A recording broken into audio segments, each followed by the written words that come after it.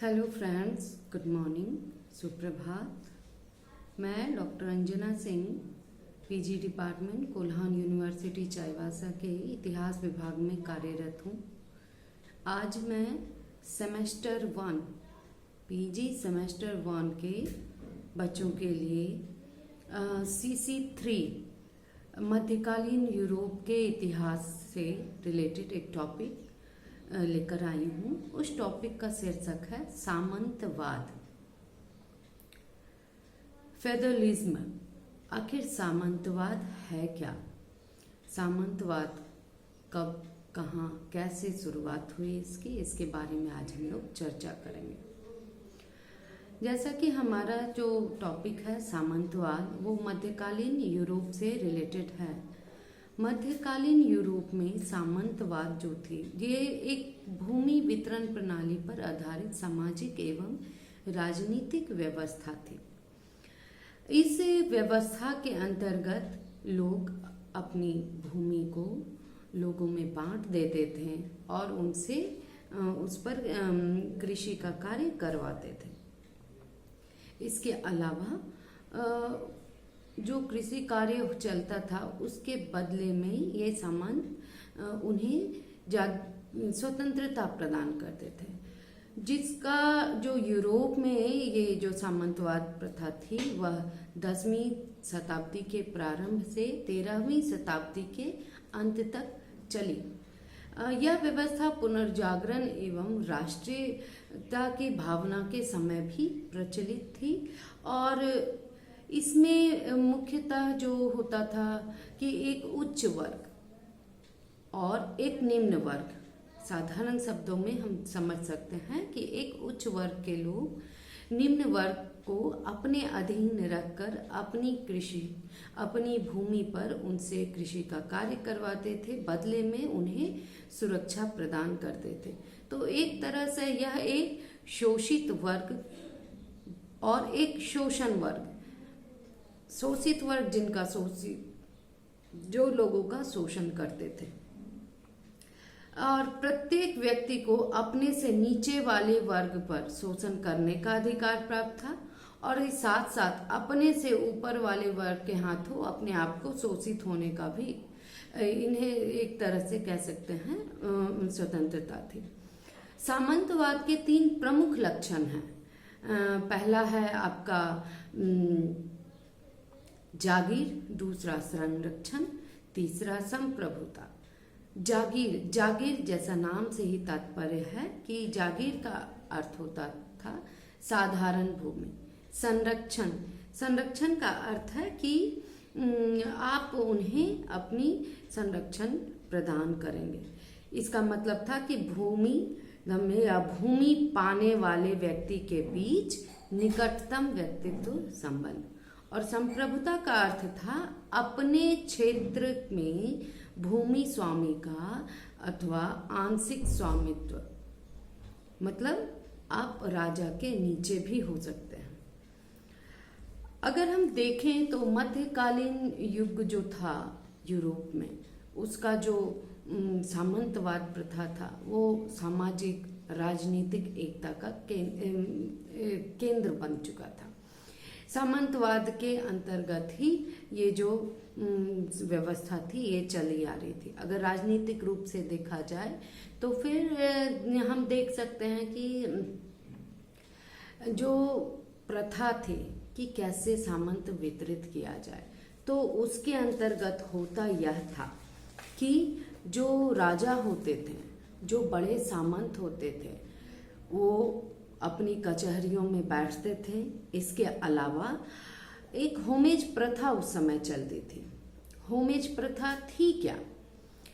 Homage प्रथा, इस प्रथा के अंतर्गत जो व्यक्ति भूमि पाता था जागीर के रूप में, अपने से बड़े सामंतों के द्वारा या राजाओं के द्वारा, वो एक बैठक चलती थी और उस बैठक में सारे लोग अपने कचहरियों में, राजा भी अपने कचहरियों में बैठते थे और जो व्यक्ति जागीर प्राप्त करता था वह अपने से, और जिससे वो जागीर प्राप्त कर रहा है, यानी जिससे वह भूमि प्राप्त कर रहा है, उसके सामने घुटने के बल बैठ जाता था और उसके हाथों को अपने सर के ऊपर रखवाता था और प्रण करता था कि आज से मैं आपके सारे कार्यों को निष्पादन करूंगा, और जिस तरह से एक दास अपनी स्वामी भक्ति करता है स्वामी से, उसी तरह से मैं भी आपकी स्वामी भक्ति करूंगा। तो इस तरह से देखते थे कि ये होमेज प्रथा के अंतर्गत व्यक्तियों को जागीर प्रदान की जाती थी। इतना होने के बाद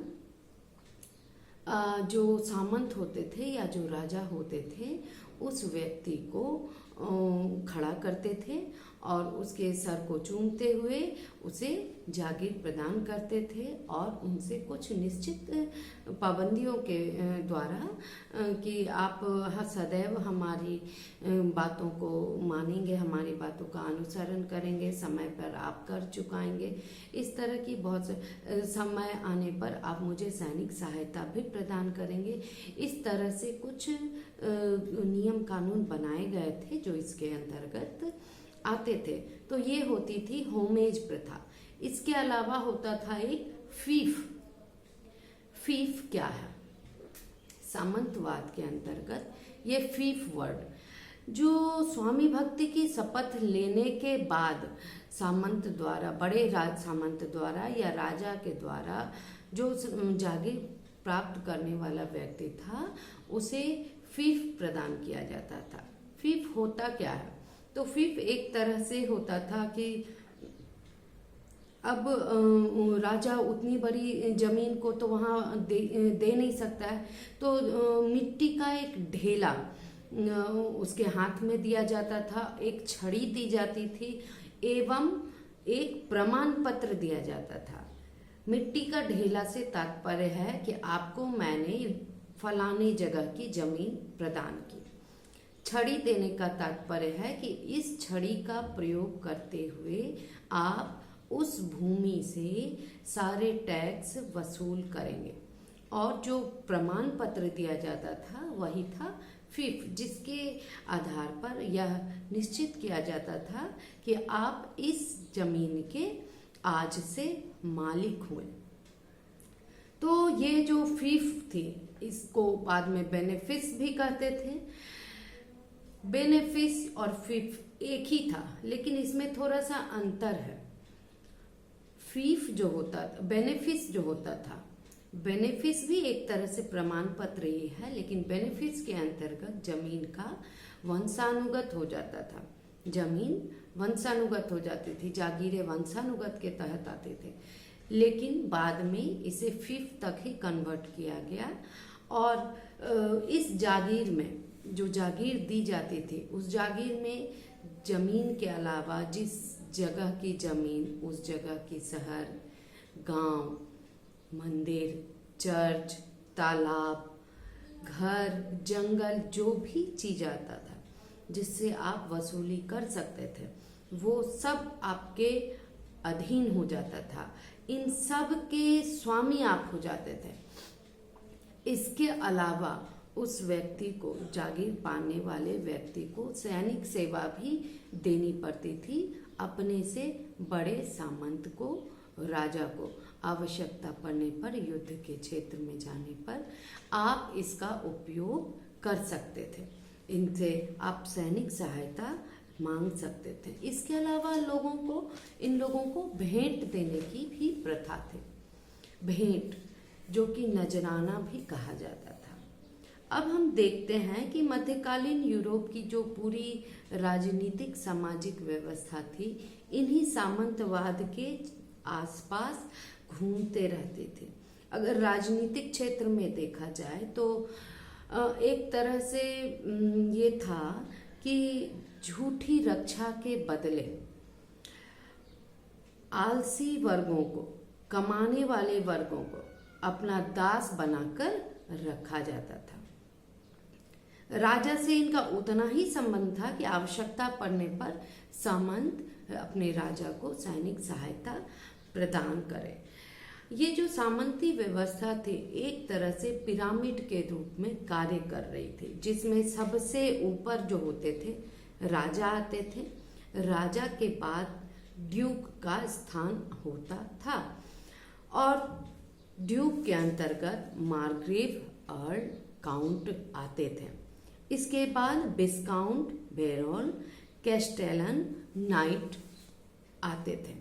इस तरह से हम देखते हैं कि सामंतवाद प्रथा में सभी चीज़ों का वर्गीकरण किया गया है कि कौन किस पोस्ट के बाद आ रहा है।